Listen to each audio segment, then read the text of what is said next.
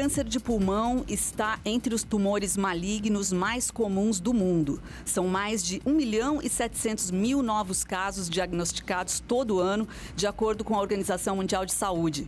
A doença atinge mais homens na faixa etária entre 60 e 70 anos e está diretamente relacionada ao consumo de tabaco. Esta é a pauta do Viva Voz de hoje, que está no ar pela rádio e também pela TV Univale. Hoje quem está comigo é o acadêmico de jornalismo Lucas Rosa. Boa tarde, Liz, e boa tarde também a você em casa acompanhando o Viva Voz aqui pela rádio e também pela TV Univale. Lembrando que você pode e deve interagir conosco, é muito fácil. Tem o nosso e-mail vivavoz949@gmail.com. Tem também o Facebook, facebook.com/vivavozunivale, e o Twitter e o Instagram, ambos @vivavozunivale. Bom, nosso convidado de hoje é o médico Guilherme Zappellini, que é cirurgião torácico, atuante aqui na região de Itajaí, Balneário Camboriú. Obrigada pela participação. Boa tarde, Guilherme. É um prazer para mim, eu que sou egresso da Univale, estar aqui na Rádio Viva Voz. Muito bom. Bom, vamos começar tentando compreender um pouco mais sobre essa doença, né, Guilherme? O que é a neoplasia pulmonar? Como é que ela se manifesta? Então, a gente está falando do grande vilão aí dos tempos atuais, né? Possui uma associação direta, o câncer de pulmão possui associação direta com o cigarro. 90% desses pacientes que fumam desenvolvem aí câncer de pulmão, né? Então, a gente costuma chamar que é um dos tipos de câncer que está mais associado aí com o cigarro. 90%? 90%, exatamente. Olha só. De todo mundo que tem câncer de pulmão, 90% fumam, né? Então, isso já, por si só já demonstra associação forte, né? Mas, além disso, a gente sabe que é o tipo de câncer que mais mata, né? Isso é importante que se diga, porque a gente vê falar bastante de mama e, obviamente, precisa e necessita falar de cólon, de intestino, né? E o câncer de pulmão, às vezes, passa um pouquinho desapercebido, né? Então, é importante que se toque o dedo na ferida e que a gente fale sobre câncer de pulmão para esclarecer a população.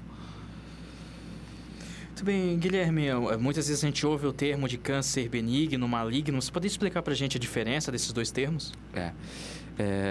Lucas, quando a gente fala, essa é a primeira dúvida do paciente no nosso consultório, né? Quando a gente fala, a palavra câncer é muito forte.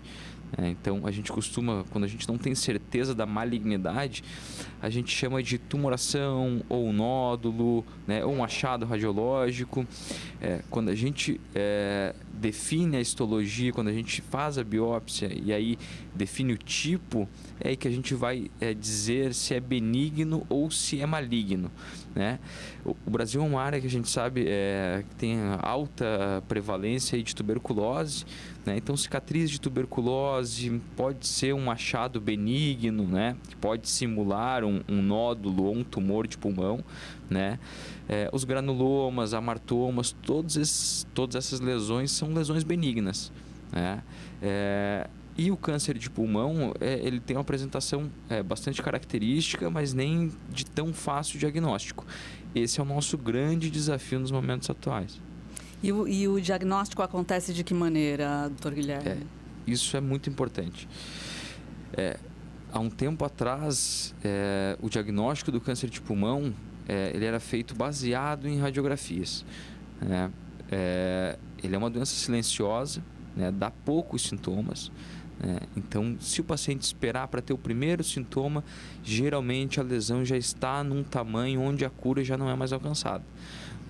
Então, o que a gente precisa fazer é voltar um pouquinho nesse ciclo e buscar o paciente antes de ele dar sintoma.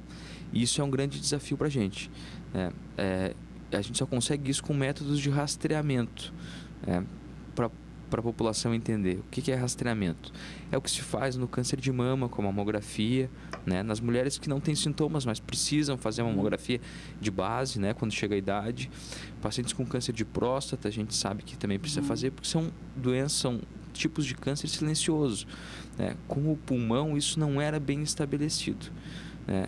Em 2011, através do Lung Screening Trial, um projeto internacional, estudo internacional aí, eles resolveram comparar dois métodos de diagnóstico, que é a radiografia com a tomografia.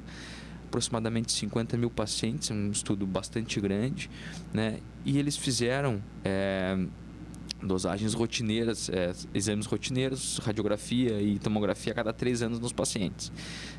E isso foi o nosso grande divisor de águas. A tomografia mostrou-se eficiente em reduzir a mortalidade desses pacientes em 20%. Tanto que o estudo precisou ser interrompido por essa diferença drástica, né? Então a gente sabe que hoje o raio-x não é um método bom. Se você fuma e tem um raio-x normal, isso não exclui a possibilidade de você ter câncer de pulmão. Olha só. Ainda que em fase inicial. Então, o ideal é fazer os dois ou direto para a tomografia? Hoje o que a gente recomenda, Lisa, é que pacientes... É uma recomendação já bem estabelecida, que nem todo mundo sabe. Talvez essa seja a parte mais importante da nossa entrevista. Pacientes entre 55 e 80 anos que têm uma exposição ao tabaco de pelo menos 30 anos maço. 30 anos maço significa o quê? Fumar uma carteira por dia por 30 anos. Ou 2 carteiras por dia por 15 anos. Tá? Esses pacientes que estão fumando, não pararam por um período superior a 15 anos, estão dentro dessa faixa etária, eles têm que ser acompanhados com tomografia com baixa dosagem de contraste anualmente. Aproveitando esse momento, eu vou fazer uma pergunta aqui, Guilherme. Pessoas que têm contato com fumantes, chamados fumantes passivos, têm algum risco também? Excelente pergunta, Lucas. Faltam ainda estudos que avaliem esses fumantes passivos. Mas o que se sabe, né, empiricamente, pela experiência em consultório, pela experiência nossa no dia a dia, é que sim, esses pacientes expostos passivamente ao tabaco, eles têm uma tendência maior do que a população normal de desenvolver neoplasia de pulmão. Tá certo. Você falou que os sintomas são silenciosos e o ideal mesmo é que aquelas pessoas que estão aí nesse grupo de risco, os fumantes, ex-fumantes, façam esse acompanhamento médico. Mas quais são os principais sintomas do câncer de pulmão? O principal sintoma é a tosse. E aí a gente entra numa janela perigosa. Por quê? O paciente que fuma, né, há bastante tempo, ele geralmente tem tosse. Então, dificilmente ele vai procurar um médico por causa da tosse. Ele acha que é normal. Exatamente. Eu fumo, eu tenho tosse. Né? E a gente perde de fazer diagnóstico nesse momento. Sangramento pela via aérea, que a gente chama de hemoptise, né, é outro dado importantíssimo. Tá? Quando o tumor ele invade a árvore brônquica, promove o que a gente chama de hemoptise, e isso é um indicativo de alguns exames para a gente vasculhar essa via aérea e descobrir se não há alguma lesão oculta. Sangue né? na tosse? Sangue na tosse, exatamente. Escarro hemático, hemoptise, tem várias denominações aí. Mais algum? E mais tardiamente o que desenvolve é dor, né? Que a dor geralmente é o que o paciente espera primeiro. Pois é. Mas com o câncer de pulmão ela acontece em fase bem tardia, né? Só vai ter dor aquele paciente onde a lesão já é muito grande e toca a parede torácica, né? Geralmente essa lesão já tem mais do que 5 centímetros. Né? E geralmente já está no estágio onde a gente não consegue fazer o tratamento com intenção de cura. Né? Okay. Então vou aproveitar já um pouco, Guilherme. Pode explicar um pouco mais sobre o tratamento em si? O tratamento é algo que vem sendo bem desenvolvido nos últimos anos. Né? Com o advento da cirurgia por vídeo, né, a gente consegue fazer esse tratamento de forma minimamente invasiva. Né? Com pequenos cortes, uma cirurgia com tempo de recuperação mais curto, o paciente volta mais rapidamente para as suas atividades normais. Né? E a gente consegue, sabe-se que a gente consegue operar com intenção curativa entre 15% a 20% desses pacientes que têm câncer de pulmão.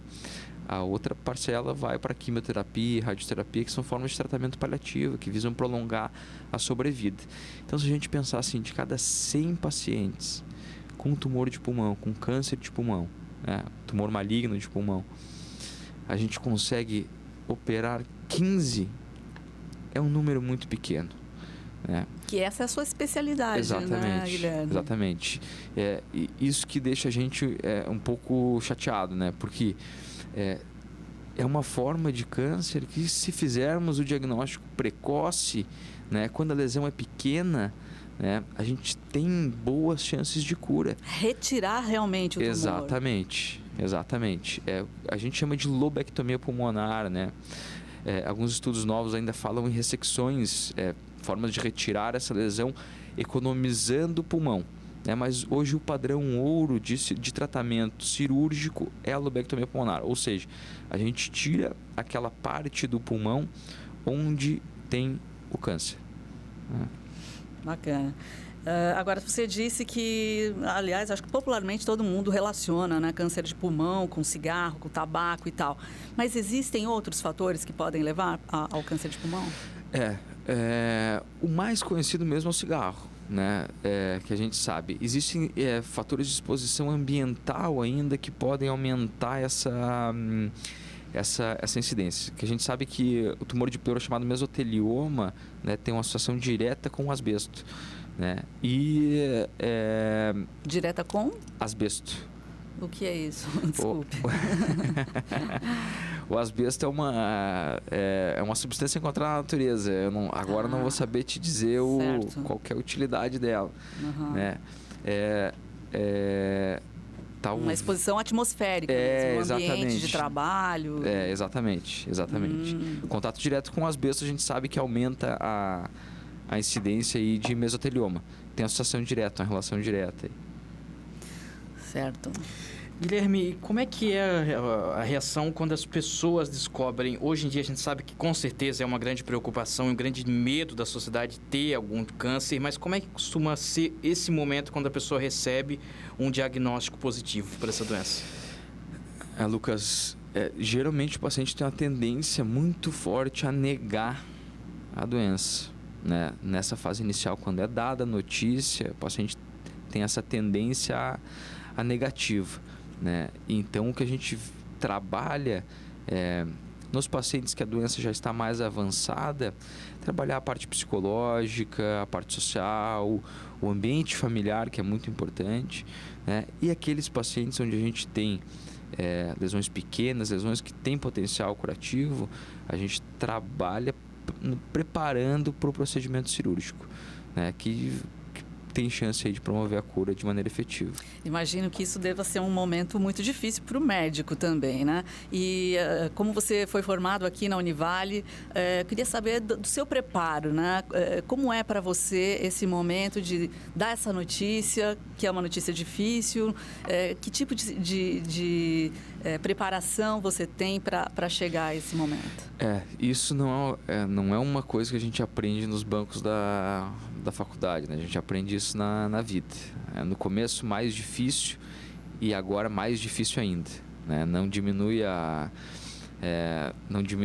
importância e o grau de dificuldade com o passar do tempo. Pelo contrário, quanto mais a gente se depara com esse tipo de câncer relacionado ao tabaco, mais a gente se revolta, mais a gente tenta lançar artifícios para que a gente atue nas formas onde a gente vê que tem impacto mesmo, que é formas de prevenção primária, secundária, enfim.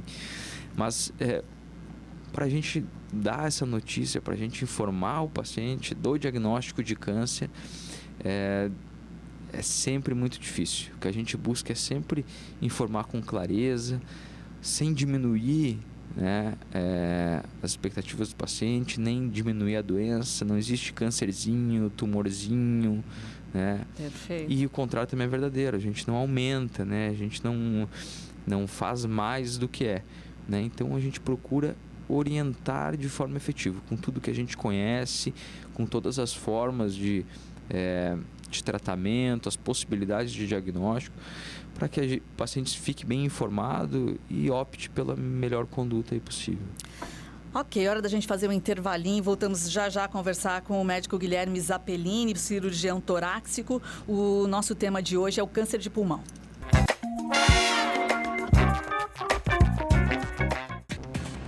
Já estamos de volta hoje conversando com o médico Guilherme Zappellini, que é cirurgião torácico. O tema do programa é câncer de pulmão. Guilherme, você podia fazer um mapa aí dessa doença? Eu vi que você trouxe alguns dados estatísticos interessantes. O que você descobriu aí sobre essa doença? A gente contextualizar, acho que é muito importante, né? Principalmente que o paciente, quando se depara com o diagnóstico, ele precisa saber com o que a gente está lidando, né?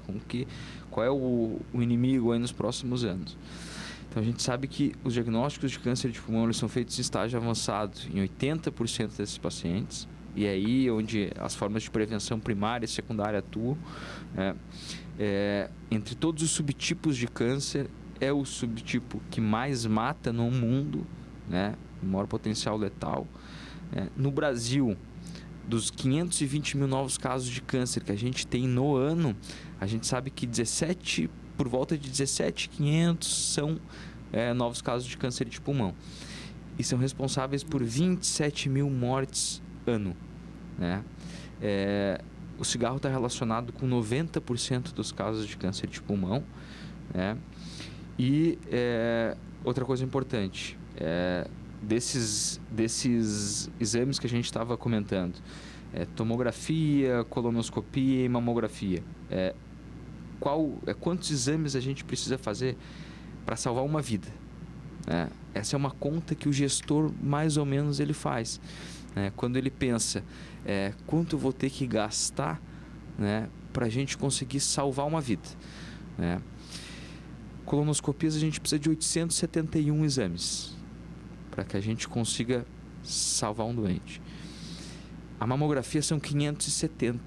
Então, deixa eu ver se eu entendi. De 500 pacientes que fazem o exame, a gente consegue salvar um, é isso? Exatamente. E a tomografia são 320 exames. É o mais baixo de todos esses. Entendi. Né? Por isso a importância do estudo que a gente falou e a importância de o senhor ou a senhora que está em casa, que fuma um período superior a 30 anos maço, né? Uma carteira por 30 anos, pelo menos 30 anos. Uma por dia, né? Por dia, por pelo menos 30 anos, que não parou de fumar há um período superior a 15 anos, que tenham entre 55 e 80 anos. Os senhores precisam ser acompanhados com uma tomografia de baixa dosagem de contraste anualmente. Informações importantes, hein, gente? Muito bem, Guilherme, eu queria agora aproveitar, já que você falou de algumas situações relacionadas ao Brasil, como está o cenário, eu queria puxar um pouco mais para a rede pública. Como é que está na questão do SUS? Se a gente for tentar buscar tanto o diagnóstico como o tratamento voltado ao câncer de pulmão, como é que está o cenário atualmente? Isso, excelente pergunta, Lucas, mais uma vez. O sistema público, a gente precisa atuar em algumas frentes ainda, né? Não adianta a gente melhorar uma ponta da corda e a gente pecar em outra ponta da corda, né? A gente precisa atuar lá na base, lá no início. Este método de exame que eu falei, a tomografia, é de vital importância para esses pacientes que se encaixam no grupo de risco, né? Quanto mais o médico da unidade básica de saúde solicitar o exame, né, entender quem que precisa, quem que vai se beneficiar realmente desse exame, mais a gente consegue fazer o diagnóstico precoce, mais a gente vai conseguir tratar, tá? Isso é o principal fator aí da saúde pública, do sistema público de saúde, que poderia ter um impacto grande, né, no curso natural do câncer de pulmão. Agora, Guilherme, você falou em prevenção, né? Em tipos de prevenção, né? Quais seriam as melhores formas? A prevenção primária é o que se fez durante muito tempo, né? Que são as campanhas anti-tabaco, e aí a gente está falando de um grande gigante, né? Publicidade em cigarro, a gente sabe o impacto que isso tem. Como que a gente foi atuando nisso? Com leis, com medidas, com formas de esclarecimento à população, para que essas propagandas tivessem menos impacto, né?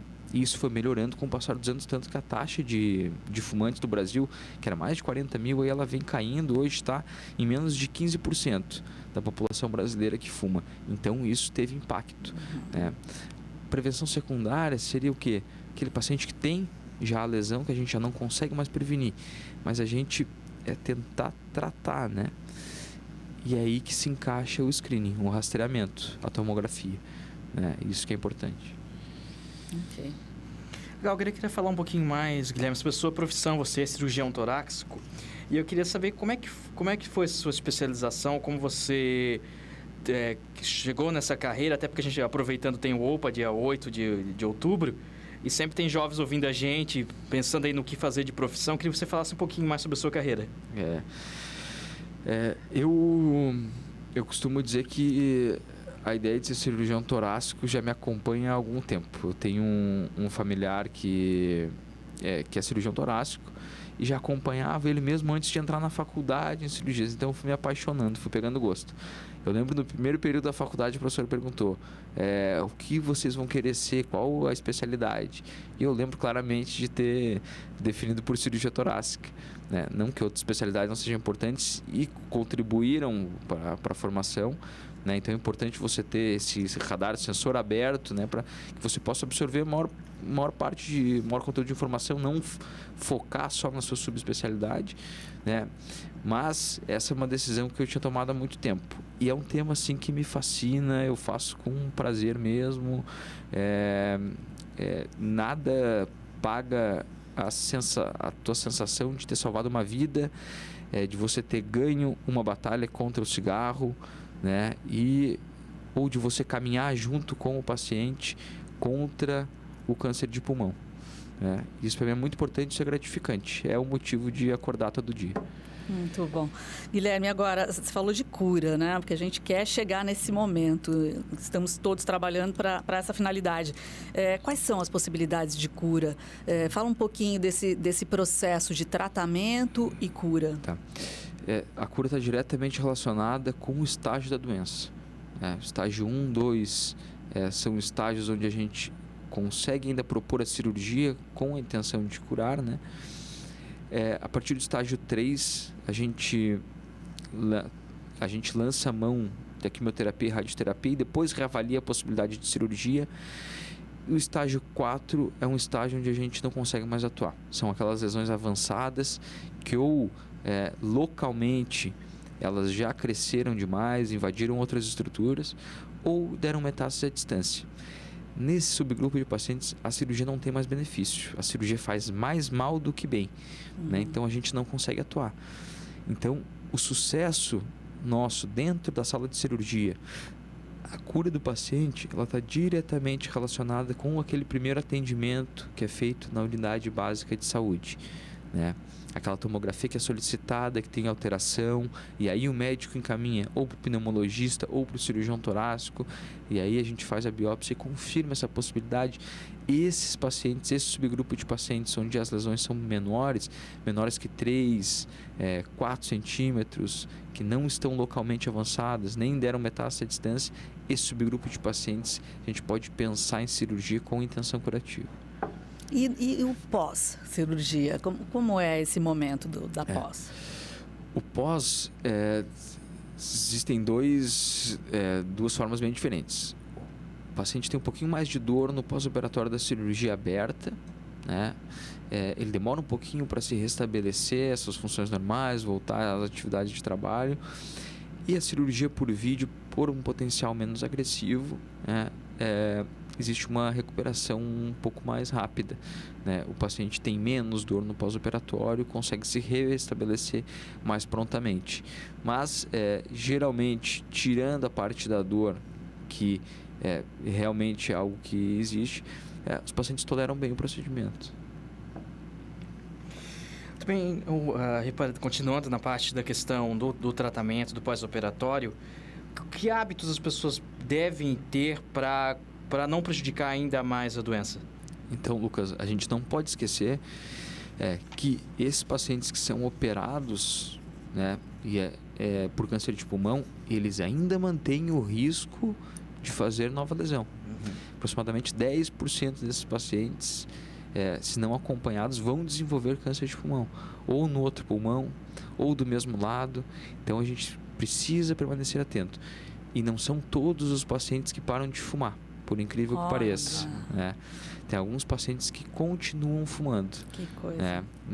Param aí nesse gap, nessa janela da cirurgia e continuam fumando depois da cirurgia. Consertei, agora deixa eu continuar fumando. Exatamente. Meu Deus. É importante que se diga que é uma batalha contínua. Não é fácil parar de fumar. Isso é importante que se diga. E é importante que se diga também que o cigarro, ele causa um nível de dependência que muitas das vezes não está só na força de vontade do paciente em parar de fumar. O paciente tabagista, ele não é um malandro como todo mundo pensa, nem nada disso. É um paciente que existe uma dependência química. A nicotina é a grande responsável por isso. Então esse paciente precisa de ajuda. Não precisa que ninguém aponte o dedo, que fale, você não para de fumar porque você é malandro. Isso aí não existe. Esse paciente precisa ser acompanhado. No tempo da faculdade a gente tinha um trabalho importante aqui em Itajaí de grupo de anti-tabaco, onde a saúde pública dispensava medicações para aqueles pacientes que tinham interesse de fumar. O que a gente pede para começar isso, para ajudar, é o primeiro passo. O paciente tem que ter vontade de parar de fumar. Perfeito. A gente quer agradecer mais uma vez a participação, então, do médico Guilherme Zappellini, cirurgião torácico. Nós vamos deixar os contatos dele lá no nosso blog, na página do Facebook. Obrigada, então, doutor Guilherme. Eu que agradeço a oportunidade aí. A todos os pacientes que nos escutaram, senhores e senhoras, muito obrigado. Qualquer dúvida aí, a gente pode deixar o contato aqui com o pessoal e repassado a vocês. Obrigado. Isso mesmo, muito obrigado, Guilherme. Obrigado também a você de casa acompanhando mais um Viva Voz. Suas ideias em alto e bom som.